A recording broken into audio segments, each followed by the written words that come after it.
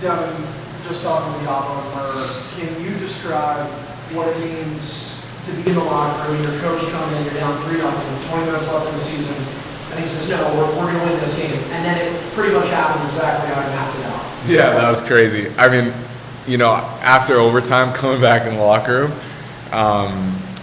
he just kind of let us do our thing. He was just, I was admiring, I was like, wow, this is unbelievable. It's a pretty special moment. And I saw him admiring, from the corner, just so proud of us. We were proud of each other. And then he comes in and he's like, well, that's exactly how we wrote it up. And it's true. It was insane that he called that. But, I think he had, that 100% confidence that he instilled in us that, we were able to go out there. We got a goal in the first minute of the game, and we have some life. For you, I mean, you've been part of a lot of special moments in your young hockey career, pre-turning pro, but is that a game for the memory books? Is that one you'll look back on? Oh yeah, for sure. That's for sure one of my top memories playing hockey. The feeling of winning that game is unlike any other. Your season's on the line. I just talking to the boys, a lot of our minds during the game, down 3-0, starts creeping to summer, and having to be mentally strong to keep it in the moment, and keeping the team alive, keeping faith that we still have life was really challenging. Definitely a challenge. And it was just funny talking to the boys, so a lot of us had that same just thoughts of summer started coming in our minds, and you could feel it slipping away a little at 3-0, but that's when the mental training comes into play. Everything that I've worked on all year was for that moment to be able to shut the door, and the boys also put on a show, 3 goals in the third period, scoring overtime. It was a whole different game, I felt like, going into the third. I feel like we really were able to see how good we are. I think that end of the game put a lot of confidence inside of all of us moving forward, and I think that it was special. I think we know that we have something special here, and it's a big confidence boost. All that to say that it's one game on Friday, and anything could happen. We just had a great outcome, but that doesn't guarantee a great outcome on Friday. We just gotta stay even-keeled moving forward and doing the things that we've been doing, just with that extra confidence that we have. One of the things that Apps shared earlier this week is he also said in that addressing the room in between the second and third, he said we have to keep it at 3. That's pressure on a goaltender, but when he delivers a message with the passion that he did, I don't know, did you sort of just have that killer instinct that you knew you weren't going to let another run? I mean, you never know. But I was kind of just able to drop the outcome, just focus on my process. I knew that if I did everything that I had to do, mentally, physically, check all the boxes, part of my process, I knew that the outcome was just going to stay at 3. It was kind of one of those things when App said it. It was kind of just fired up, I still got a job to do, and I'm going to do it to the best of my ability. Let's go shut the door. But then after that moment, it's really just focus on my process. Just, I'm not thinking about not getting scored on. I'm thinking about, my process, making saves, the things that I need to do to be successful personally. So that was kind of the focus going into the third. You just referenced it to a couple moments ago where you said, hey, the focus has to be on this Friday now. How do you as a team come down from that emotional high? It's such a roller coaster. Game 4, season goes from being over now, living to fight another day. How do you come down from that energy and focus again for another do-or-die game? Yeah, I think both us and Syracuse have, different challenges this week. Them coming off a loss and us coming off an unbelievable win. I think both could be equally paralyzing if you let it, take too much of your mental and too much of your headspace. So really for us, it's just, we enjoyed that, but it's really just clearing the slate. It's a 2-2 series, which means that it's not a series anymore. It's just one game. So everything that happened doesn't even matter. It's just this one game. It's a do or die game, but it's the same as any other game. It's, you can't treat a do or die game like your life's on the line. You treat it like a hockey game. So that's kind of the mentality. talked about maybe that in game 4 that, summer mentality start to creep in. How much tougher is that, especially when on Thursday you guys play double overtime? It's a physical series. It's also just physically exhausting. How tough is that to, dig down and not let your season slip away? Yeah, the mental battle was definitely prevalent.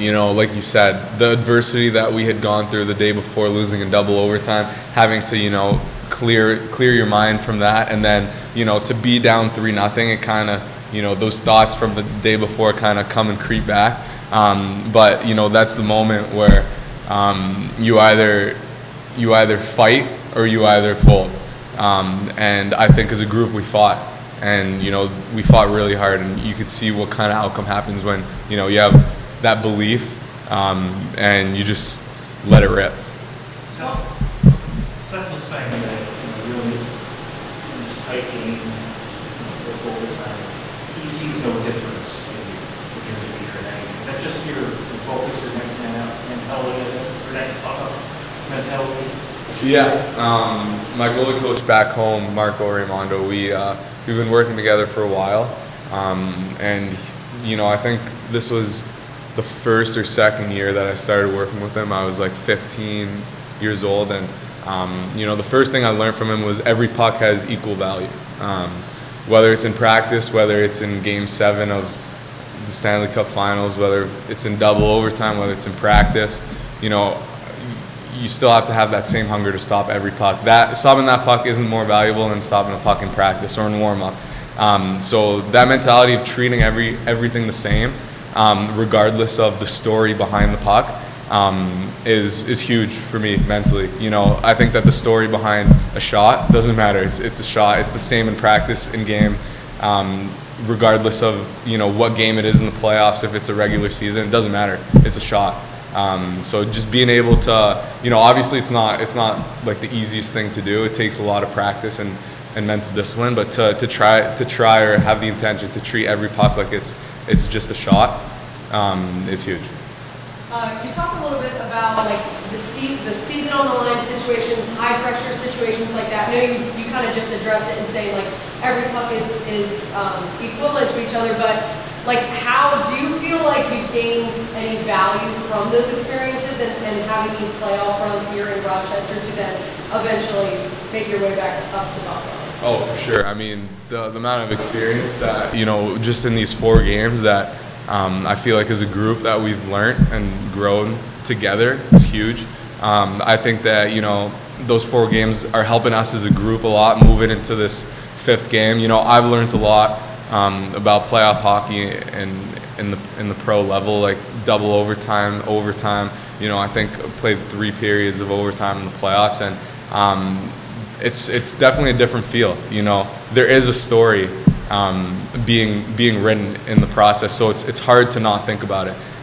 But having that mental discipline, like I said, to really just focus on the present moment, makes these experiences so valuable, because you don't really have that in the regular season. It's the flow of events kind of just happens, but when there's more on the line, it's really easy to get caught up in all these stories, all the pressure. So really being able to stay even keeled in the playoffs in these moments it's even more important, and that's why being able to do it successfully like we have, it's great experience. So mental discipline you talked about, but what about like confidence for yourself? How have these experiences like impacted your confidence personally?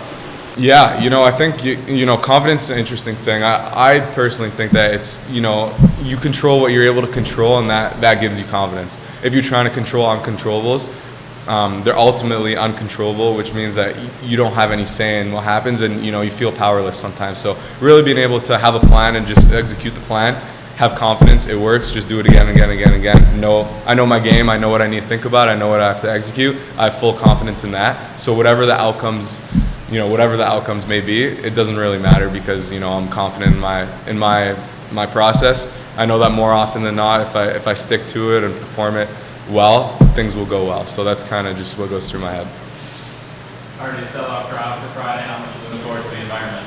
I'm so excited. I heard that the whole city's rallying around us, and the fans have been unbelievable. Having some fans come out in Syracuse, I mean, I think at one point in the 3rd period, all you could all you could hear is "Let's go Amherst." Yeah, like if it sounded like the whole building was filled with Amherst fans. So it was an unbelievable atmosphere to play in. Even in Syracuse, playing those first 2 games here were unbelievable.